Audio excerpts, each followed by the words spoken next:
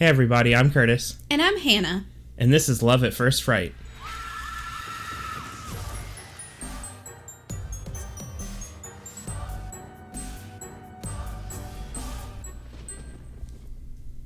Welcome to the first episode. I'm so glad we're doing this. Yeah, welcome in everybody. I'm excited that we're all here. We have been planning on doing this for a while. You and I have talked about it on and off for at least a year. And I'm excited to finally put pen to paper or voice to microphone or whatever term we want to use here.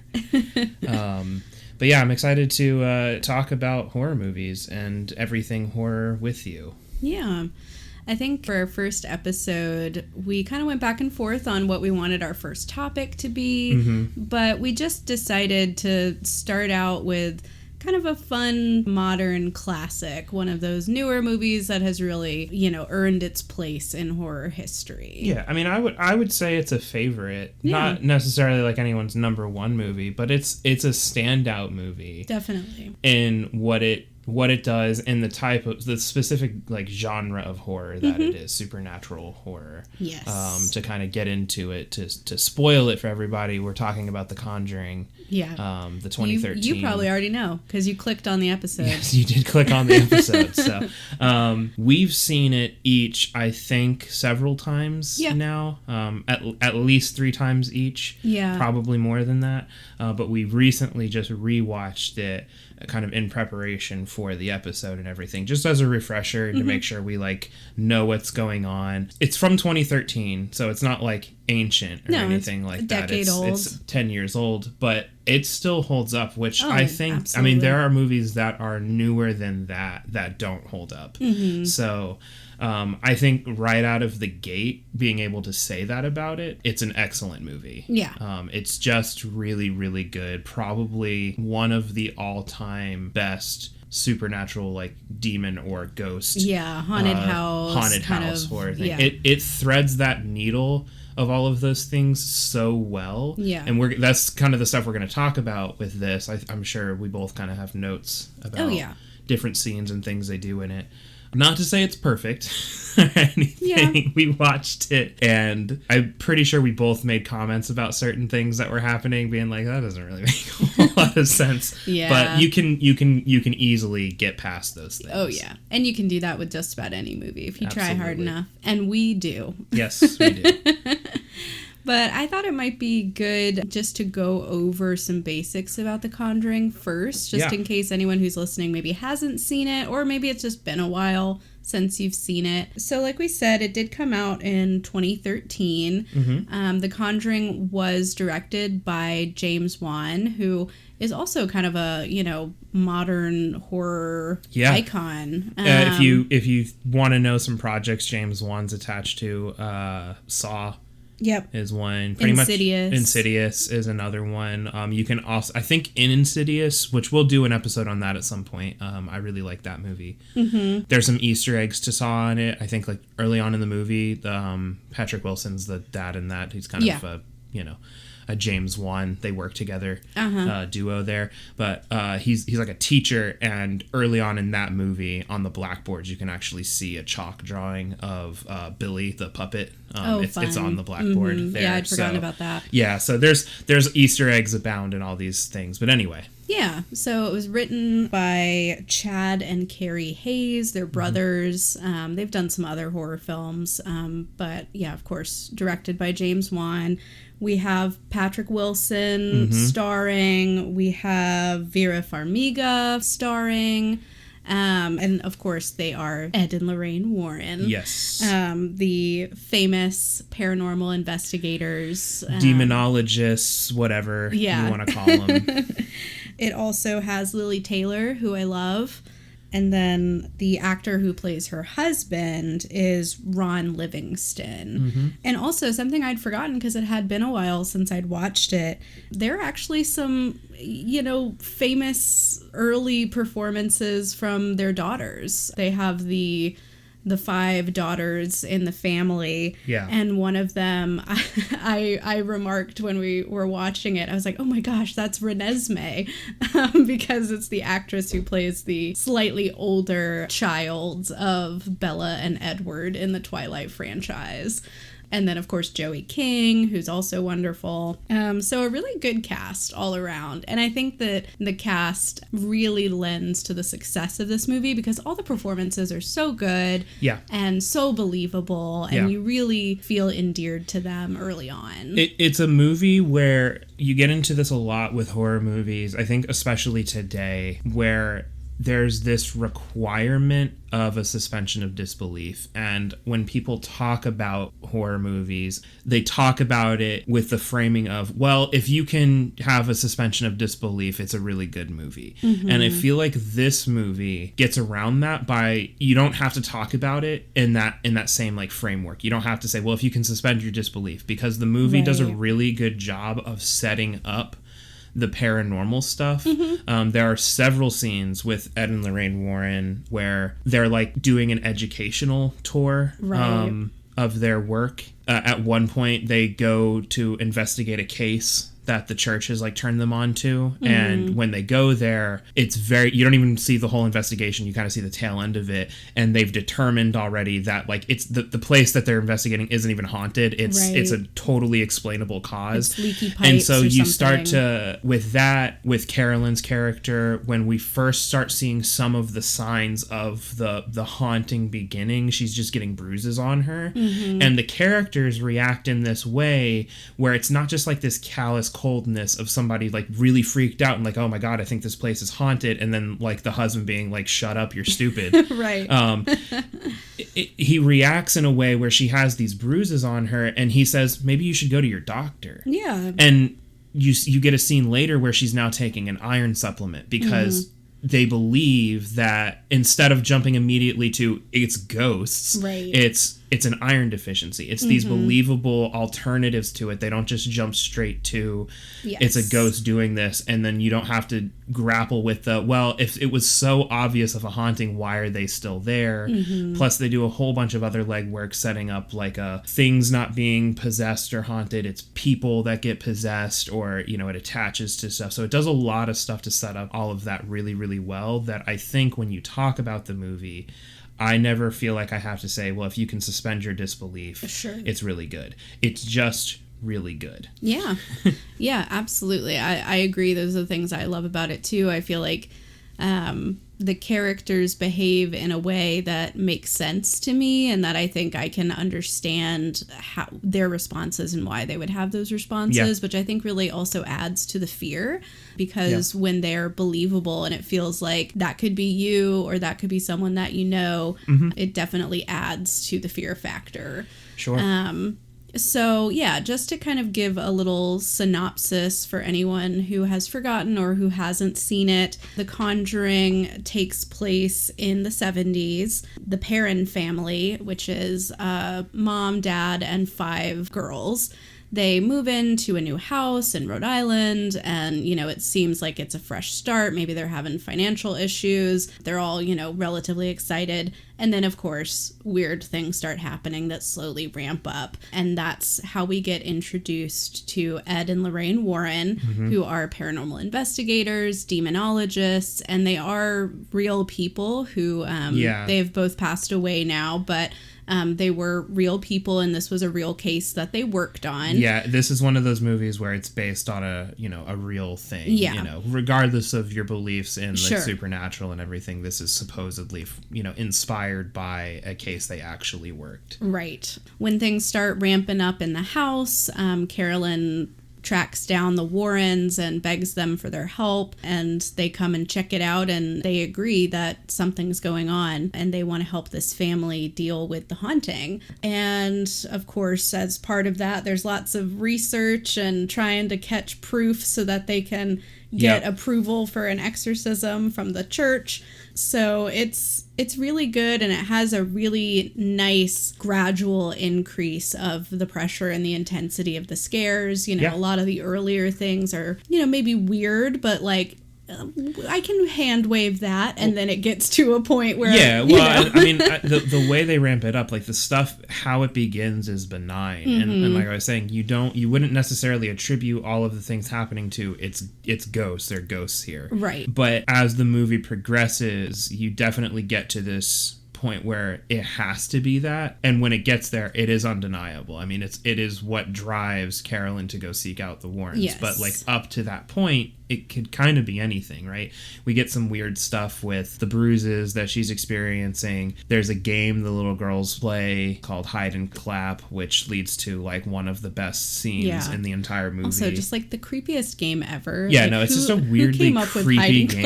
It's one of those games that like only kids would come up with. Yeah. That is just like part of it is just to be weird and creepy. Yes. And we're unsure if the kids understand that it's creepy or if they just legitimately think it's fun.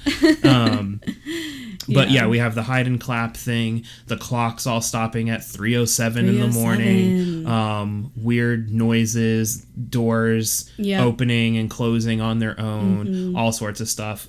When they first show up there, the dog won't go in the house, and they find the dog later having been killed, like the next day having been killed. A bird flying into the side of the house and dying because of it. A boarded up cellar. So there's like mysteries about the house, and everything that happens towards the earlier part of it is stuff that like, oh, our dog died. It's sad, right? But like maybe they ate something, because it was outside all night, you know, and it wouldn't come inside or whatever. It wasn't obviously killed by anything, so you know, you wouldn't attribute this to like some malicious entity or anything, right? And you started to mention this earlier, and it is truly one of my favorite parts of this movie, is that all the husbands in The Conjuring, they freaking rule. Like, Roger is the Perrin dad. Oh, yeah. And he is just so, like, he hasn't experienced all the same things that the rest of his family has because he's a trucker, so he's out for long periods of time. Yeah. But he believes his family and he sees that they are terrified. Yeah. And he isn't like dismissive of them or talking down to them or anything like that. Like, he's supportive from the get-go, even though he is a skeptic himself, and it takes a while for him to really truly experience it and maybe believe it fully, but he still supports them. Yeah, Ron Livingston's portrayal of Roger is really good. I mean, he has these scenes where I had forgotten before we rewatched it that he is a trucker, and that is kind of important to it because it explains why he's just not there for a period of time. Or long periods of time, and the daughters and the mother are the only ones really experiencing this. And then there's actually like reasoning as to why the thing is primarily going after them. Although I do think it does also want to hurt Roger, but just not as much. Yeah, he's just not the target. He's not the main target. But yeah, no, when he comes back from a trucking thing, he pulls up and he hears everyone in the house screaming, and he just drops his stuff and runs inside, and he's just, can somebody tell me what's going on here? Because he doesn't know. But then you get Carolyn going in the next scene to find the Warrens, which is this implication that they don't have that conversation necessarily of you're just crazy and freaked out because the house is settling. They blow right past that. You know, really the only thing that he kind of brushes off is her bruises. But again, it's a totally believable thing. The context for them even being in the house is they're just moving there. And how many of us have like just randomly gotten a bruise from something and you don't even remember how it got there? I got a bruise on my foot right now and I don't know where it came from. Exactly. Yeah. So it's not even like he's just being dismissive of everybody. No, he's like being reasonable. He's being exceedingly reasonable. Yeah. And then when the Warrens... As is Carolyn. Yeah, and then when the Warrens do come to the house, all of them are basically living in the living room. He's tied up one of the doors because it bangs at night. Yep. And he's describing... he's not, like, intelligent about these things, right? Like, he doesn't understand necessarily ghosts. Sure. So a lot of the stuff he's explaining to Ed and Lorraine Warren when they come to do their initial investigation, like, he bangs on the wall and he's like, it comes in threes just like this. It's really weird. Or, like, it's the weirdest thing that these birds just slam into the house, and he's just kind of saying stuff that's happening, but he's not like it's definitely ghosts. It's ghosts, yeah. He's just kind of like, this is just stuff that's happening, and then Ed and Lorraine are like, yeah, it's probably a demon because you said like rotting, you know, meat and all of that, and they're kind of just like, oh, okay, these are experts. Yeah. And he doesn't, we don't ever get the scene of the husband, which I think happens way too much in most supernatural stuff, of him being like, you're all just crazy, get it under control. And then he goes, like, sits in a room, and then, like, a very obvious thing happens to him, and then he's like, I'm a believer now. Yeah. Yeah, honestly, I feel like it's a trope within the subgenre of the haunted house horror movie that you gotta have the dismissive husband. It is what it is. and they buck that, not just with the parents, but also you have this other relationship on display in the film of Ed and Lorraine Warren. And of course, Ed Warren, at least in this depiction of him for the Conjuring universe, he is like such a wife guy. Yeah. Like, have you ever noticed, I don't know if you realized it last night when we were watching it, but in every scene where they're like out as a couple, he coordinates his tie with her outfit. Oh, I didn't notice that. It's literally always the same fabric. I didn't know that. You can tell he's just obsessed with his wife. Really and funny. I kind of love it. Yeah, that's cool. I didn't recognize that detail. Yeah. He's always dressed really, really nice and everything, but I just, I didn't notice that. Yeah, just check it out next time, because you'll, once you see it. Yeah. And a lot of the tension there with the Warrens, obviously, like, they're there to combat the ghost demon thing. Sure. Its name is Bathsheba. They don't learn that until later on when they have the research thing. It's less of a research montage in this, by the way, and more of kind of a hand wave. Like, the Warrens go back home and they're doing like their investigation there, and Ed walks in with a recorder to, be like, it's really weird that, like, on the recording, the wife didn't come through at all. Mrs. Perrin didn't come through at all, but his recording did. And he's like, I've never heard that before. And then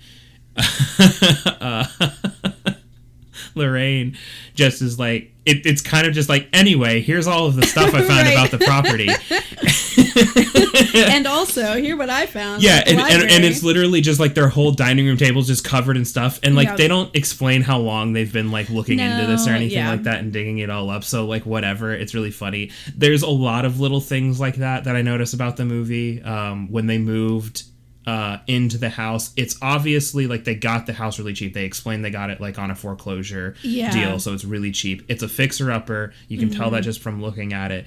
But when they discover the cellar, they're kind of excited because he's like, oh, we got extra square footage. Right. And then he goes, I don't know if it's the same scene or another scene. No, it's like the next day because the house is freezing and he's already downstairs like putting a light bulb in. He explains, I'm going to get the furnace, see if I can get the furnace working. And she's like, yeah, that would be great because it's really cold or whatever. And I said to you, and I was like, so you guys bought the house and didn't even like inspect it at all? You didn't know like, where the furnace was? You didn't even know where the furnace was? So you guys have been here for like at least a day and didn't even try to get anything like that working. Right. And I mean, like, there's other things that kind of point to, like, maybe they just moved in to get like stuff settled because like the oldest daughter says like, can we get a house with a working toilet? That's in the same morning that happens on. There's another scene later where Ed's working on this random car that's on the property and Roger walks up to him and just, small talk between the guys. Just a couple of guys. Ed's like, hand me a wrench when he walks up, and then he just like reaches in a toolbox and hands him a wrench, and I'm like, what size? What are you talking about? Like, I mean, it could be an adjustable wrench, that's fine, but he would have just said that, not just hand me a wrench. It's man stuff.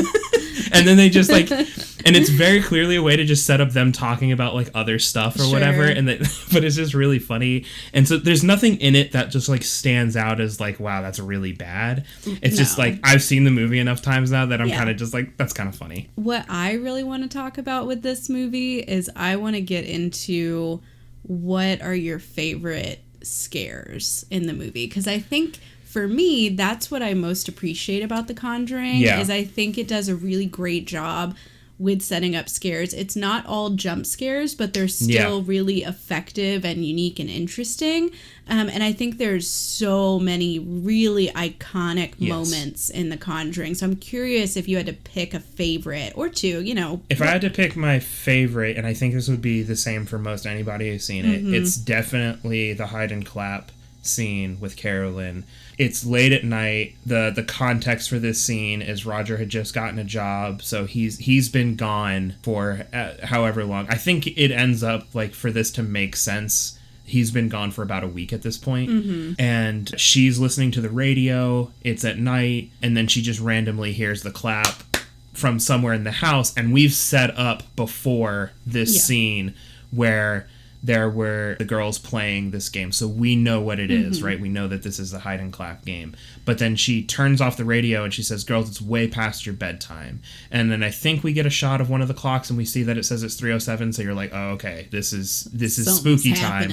And so she goes and she looks in all the girls' bedrooms. There's nobody's up. They're all asleep, right? And again, this is kind of where they do a really good job of setting this up, where maybe it is the girls just playing around and they were trying to be silly and goofy, and then she heard them and then they rush back to bed or whatever. But then she hears another clap. Yep. Right? And she knows that they're all asleep. So she's like, what? So she goes to further down, and then while she's standing in the doorway of one of her daughter's bedrooms, horribly loud crash. And I think this scene alone, this whole thing, the hide and clap scene, as I'm going to call it, is so good because it keeps you on your toes. You don't know where things are going to come from. You have been in the house basically as long as the family has, so you're still not comfortable where the whole layout is, but you hear this huge crash, glass shattering, stuff falling. She turns around, runs to the stairs. All of the paintings and pictures have been knocked down, and there's glass all over the stairs. She's like, who is that? She runs downstairs. She's like looking around. Then the cellar door opens, and she... Yep.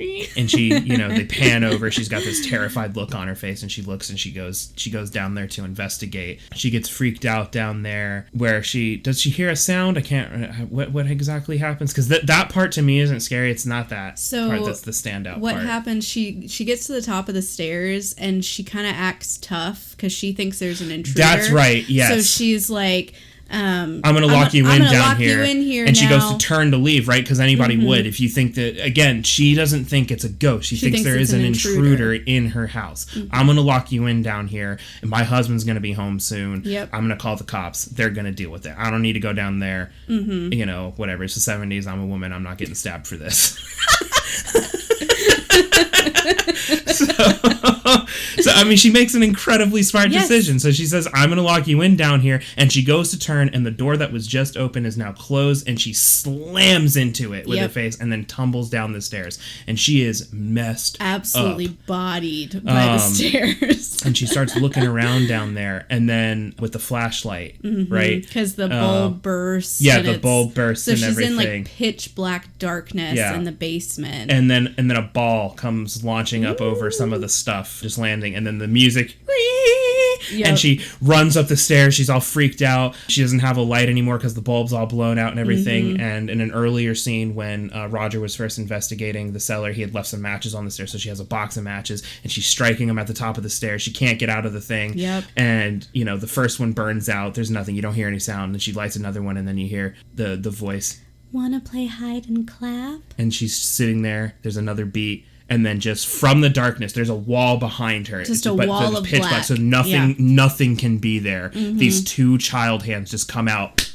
And then cuts. She's screaming. Everything's cuts freaking to out. the outside of the door. Everybody's scared. It's banging. She's screaming for her daughter to come help her or whatever. It's such a crazy scene, and it gets me every time I watch it. Like, it's coming. It's so and good. it works so well. But that's my top favorite thing, is culminating in that clap. The other one that I really, really like is when the paranormal investigation's in full swing, when they're trying to get evidence, and the police officer that they have there, Officer Brad, the best. He's awesome.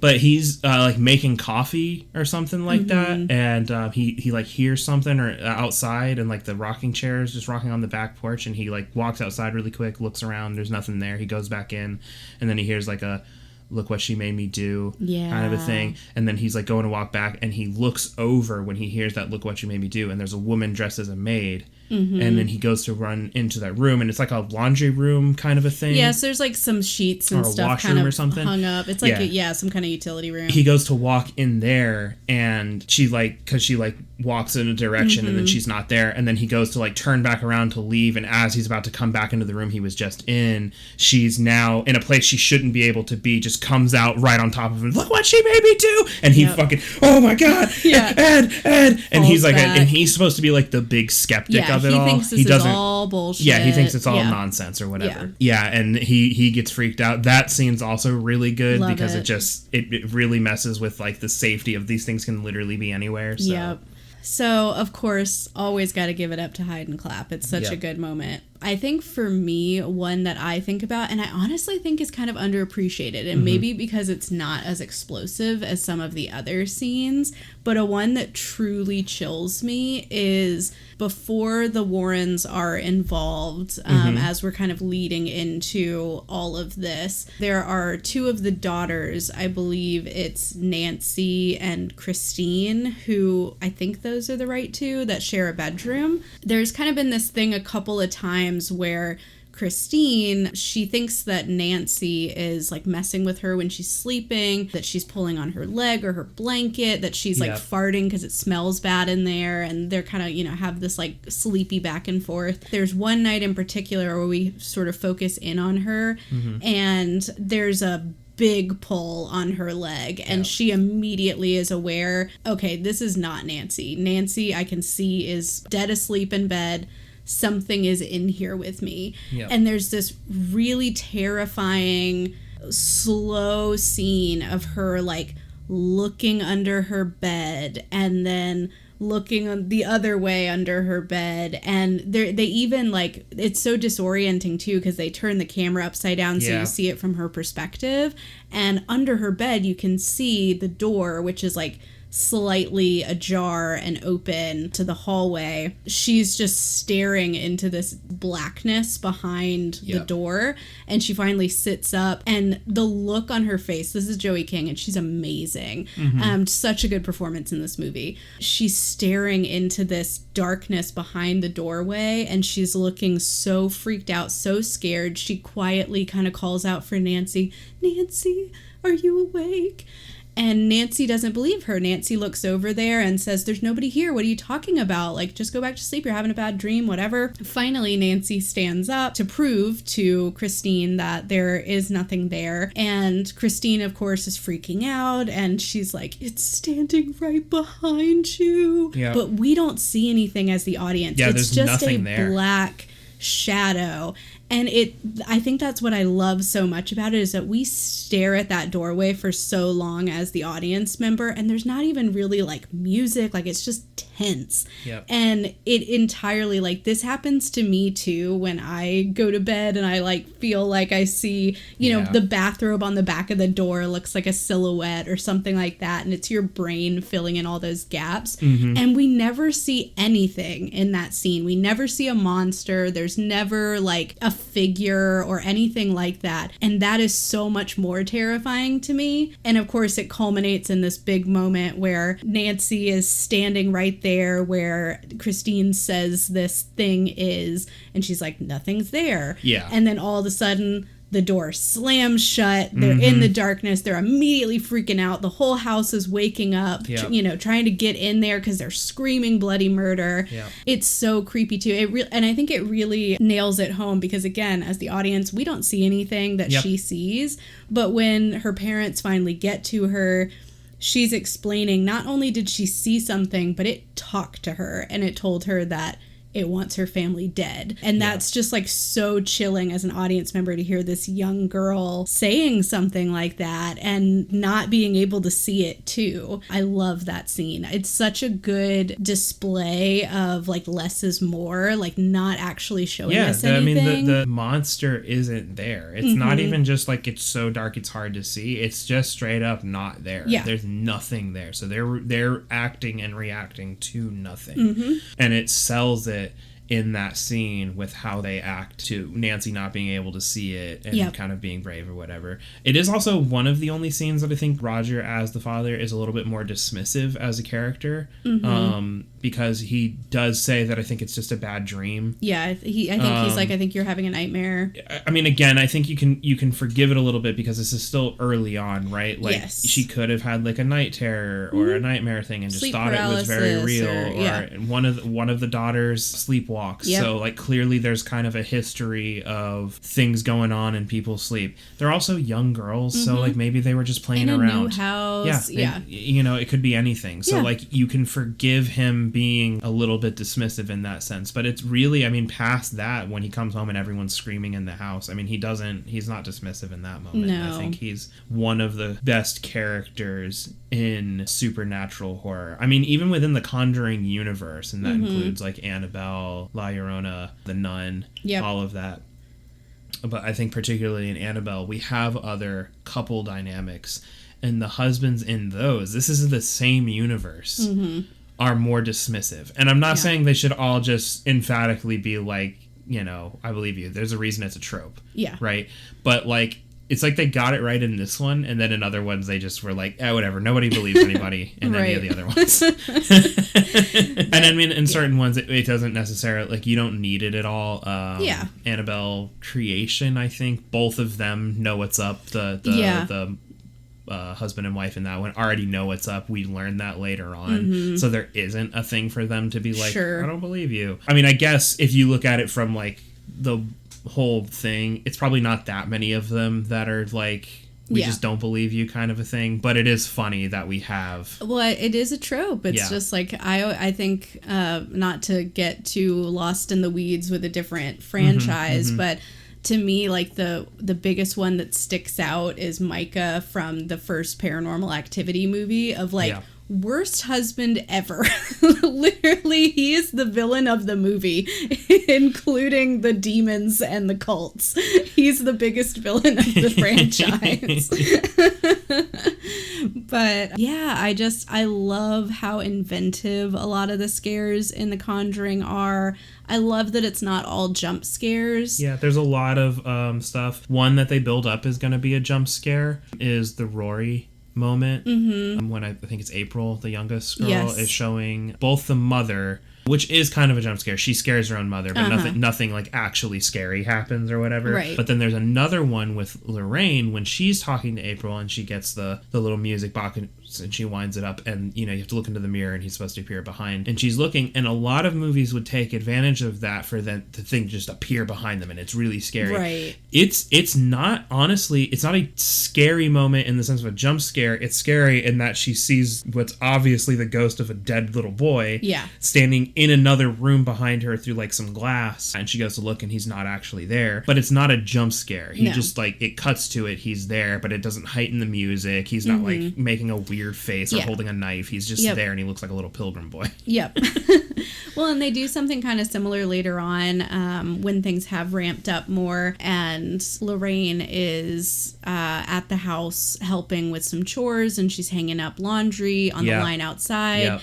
And there's kind of this moment where she catches a vibe that, you know, something's not right.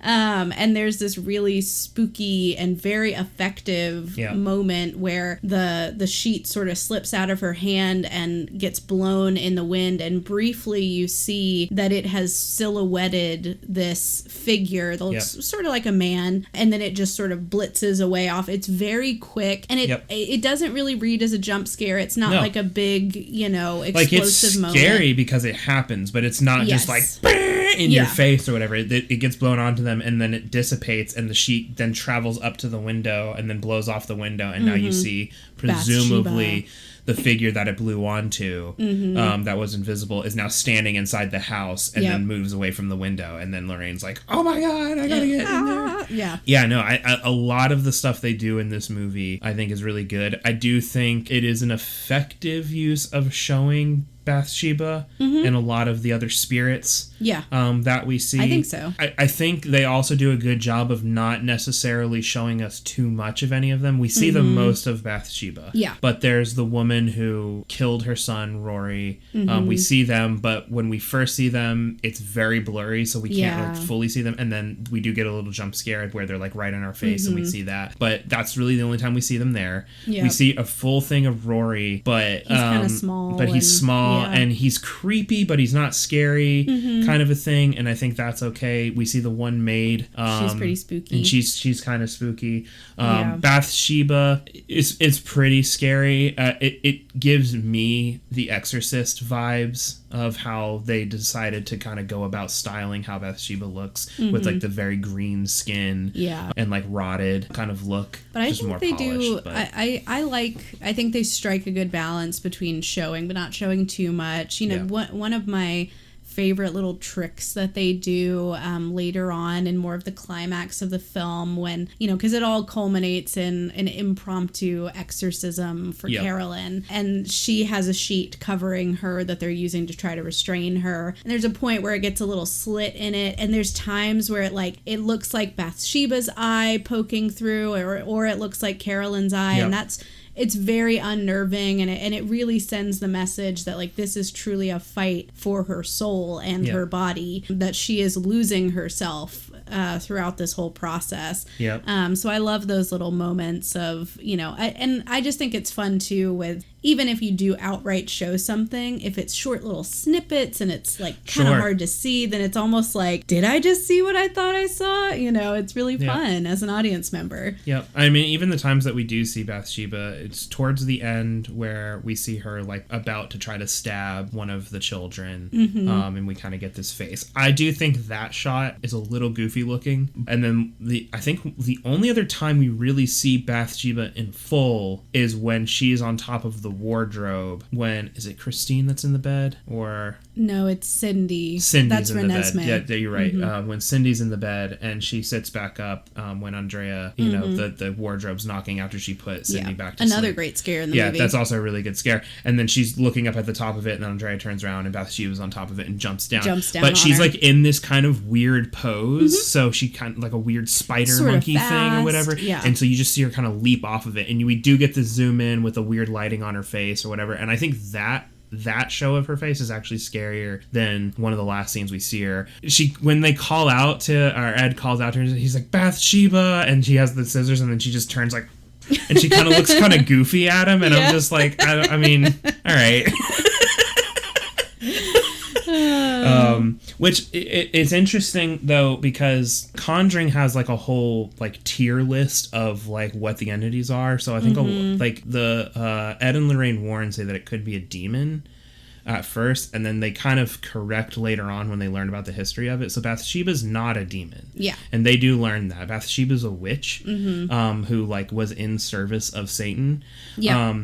She's not as powerful as, I don't remember what the demon's name is that uses Annabelle. But she's not as powerful as that. And I don't think that one is as powerful as Valak. I think Valak's more powerful, but I'm not sure. I watched a horror history thing, and one of them is more powerful than the other, and I don't remember which one it is. Bathsheba's actually pretty low on the totem pole, but I think it does a really good job of showing that, like, even being low, just being this witch, that, like, she's still terrifying.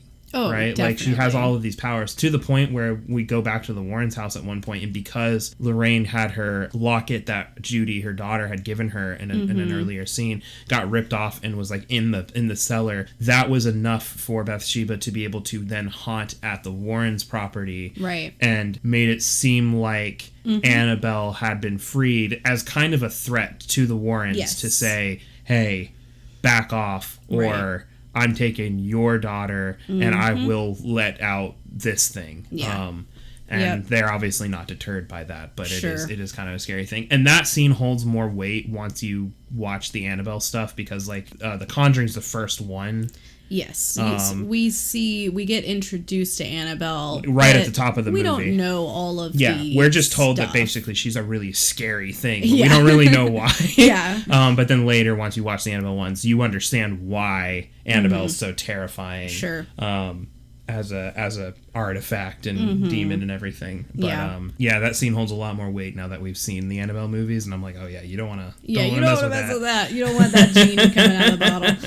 Yeah, but really fun. I mean, I think maybe in the future it might be fun to talk more about some of the later Conjuring movies, because I think we both agree that the first Conjuring movie is the strongest out of at least the Conjuring, Conjuring 1, 2, and 3. Conjuring 2 and Conjuring 3, The Devil Made Me Do It. Yeah. Just the Conjuring is the standout among those. I think there's a marked decrease in quality and story as those ones go on. I think, this gets a little bit into some of those other things. I think The Nun is better than The Nun 2. Yeah. But it's also just, one thing I gotta respect the fact that there's a Conjuring cinematic universe. No, I mean, it is cool, and it is kind of impressive that they continue to branch out. I think one of the coolest things is about it, and they kind of set this up properly in the first Conjuring movie when we meet the Warrens. And this is true to who they are in real life. Sure. In their house, they have basically a museum of haunted artifacts that you could go see and everything. And in the movie, you can't touch anything. I don't know if it's like that at the actual thing. You probably shouldn't touch anything. I is there. Certainly wouldn't. Yeah. Just on the off chance that there's a demon in there. But they kind of set it up perfectly. I think they, to kind of get into one of the, I think it's Annabelle Comes Home, they kind of blew that shot in this one movie where a lot of the artifacts come into play in that movie, but they certainly didn't get into all of them. There's still a treasure trove of them in there, but they set it up in a way where they can kind of just highlight any one of those artifacts and be like, yeah, there's a demon in that one. Yeah. You want to learn about how they got a hold of this one? And as long as, the actors are willing to come back to do it, they got runway there, Yeah. But anyway, to kind of get back to what you were saying, yeah, definitely The Conjuring is the strongest of Conjuring 2 and Conjuring 3. Yeah. Didn't you also say the other day that they're doing a fourth one? Yeah, a fourth one has been confirmed. Okay. But I don't know much about it aside from that. But one thing that when we were watching it, when we were doing our rewatch, another thing I'd kind of forgotten, they put a little Easter egg right at the end of Lorraine coming to get Ed from the creepy artifact room and being like, oh, the priest wants to talk to us about this case in Long Island. And I think that that's supposed to be implying that it's Amityville.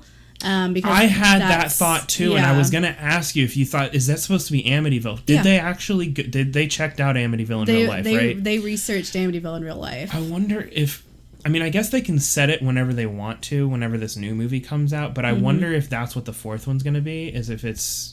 I don't even know if they would be willing to mess with it, since there's already there's a whole Amityville thing, and I'll be straight up, I've only seen the one with Ryan Reynolds, and to me that's the only one that matters, because Ryan Reynolds runs around with his shirt off for 50% of the runtime of the movie. It's a trash movie, from what I remember.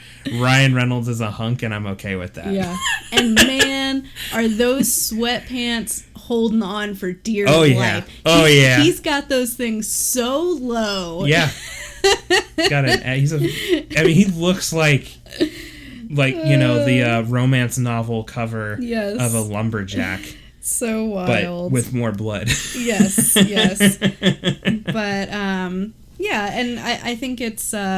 obviously, the Warrens are kind of controversial figures, and the cases that they researched and highlighted are controversial. It really depends on what your own beliefs are, and whether you think that things are overblown or if it's genuine.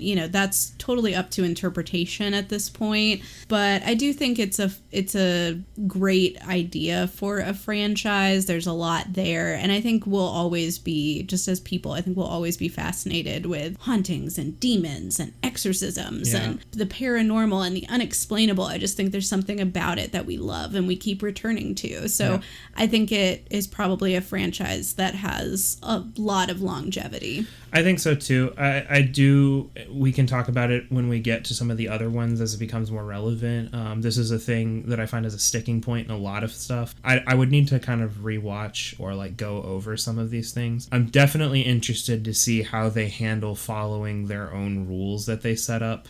In them. I do think in this first one they do a really, really good job of like not over explaining the rules of like demons and stuff. They do keep to the idea that things don't get possessed, people do. Sure. And that like these entities will often move things around to give the appearance of possession. Like that's a big thing with Annabelle. Yes. That we'll see when we get into those. So they do stick to that, but I'll be very interested to see if like as we talk about it, how well they stick to their own rules. Because I find in a lot of movies, the longer they go on, the more the old rules that they set up get thrown out the window for the sake of whatever new story that we're trying to tell here. I'm looking at you, Nightmare on Elm Street. Yeah. I just think it's a really good movie, and to me it's one of those just perfect examples of a modern classic. You know, it is only 10 years old, but I think it has skyrocketed itself to a place in horror history, which is really cool. You know, it's not every day that people write movies that become horror icons, you know, so it's really fun. And even though some of the other movies are maybe not for me, or maybe they just to me don't rise to the same level, I still enjoy watching them. I still think they're a lot of fun. Even the worst Conjuring movie I've ever seen is still kind of fun. Which one do you think is the worst one out of the main three? Yeah. Probably the third one. The third one? Yeah, I think the third one is pretty weak overall. I mean, the second one's not my favorite either, but it still does something for me because it really sticks to that kind of haunted house vibe that I love. Yeah. And there's still some good scares in there and everything. Yeah, to me it's kind of a toss-up. I don't know which one I think is better. I almost want to lean towards saying I think 3 is better, but we can get into that later. Yeah, maybe we'll talk about them. You know, it might be fun to talk more about them in depth, or even to expand into some of the spin-off kind of franchises and things. There's definitely a lot to discuss. Yeah. Yeah. Any final thoughts about The Conjuring? Do you want to give it a rating? Do you have any? Yeah. Well, I mean, the rating online, and I think this is an accurate rating for it. It's got an 86% on Rotten Tomatoes and a 7.5 out of 10 on IMDb. I don't know what the audience score is. 83% audience score. That maybe, I don't know. That seems about right. I would say like an 85. I don't know what that would be in terms of stars. I don't know. I guess it would be 8.5 if we're doing it out of 10. Yeah, which would be... Well, I think 4 stars is an 8. Oh, the math. Yeah. Because it's out of 5, right? You divide by 2. Listen, we're not good at math, okay? We can talk about horror movies. It's like a 4-star movie. It's a 8.5 out of 10. It's good, okay? Yeah, I think 7.5 on IMDb is a little low. Yeah.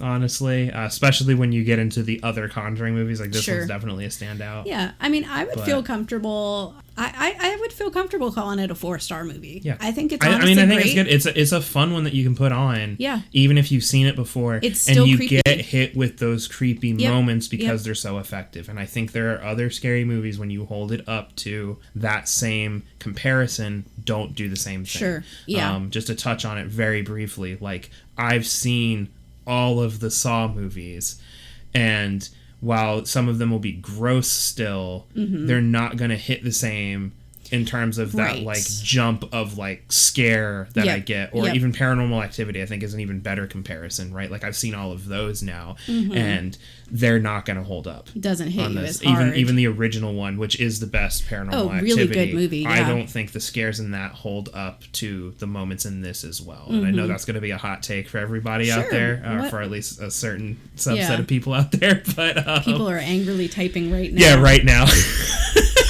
Paranormal Activity is amazing. The first emails we get from anybody are going to be like, shut up, Paranormal Activity is the best thing that's ever been created. And you know what? It was really good. It was really good, except for Micah. Micah sucks. Micah kind of sucks, but anyway. Yeah, but I would say I feel comfortable calling it a 4-star out of 5-star movie. Yeah. Do we come up with our own custom rating? Well, I'll say it is 4 claps. Yeah, it's 4 out of 5. Out of 5. Anyway, what are our socials again? So we're on all the socials at First Fright Pod. You're also welcome to send us an email. We started a Gmail account. It's firstfrightpod@gmail.com. Yep. We'd love to hear your thoughts about The Conjuring, or, if you have any recommendations. Now you've kind of heard what we liked and didn't like about it. If you have any ones you want to hear us talk about, we'd love to hear that too. And we would like to share that for our next episode. Yeah, come back next time, because we're going to do a Texas Chainsaw Massacre. Yes, we're going to go back to the 70s, get some good slasher content in there. So we're going to be talking about Texas Chainsaw Massacre. If you want to rewatch it before the episode comes out in 2 weeks, you've got time. Yep. Or if not, just feel free to join us and remember it together in fondness. Remember it before we sunset it forever and no one's allowed to watch it again. We're taking it out to pasture. That's it.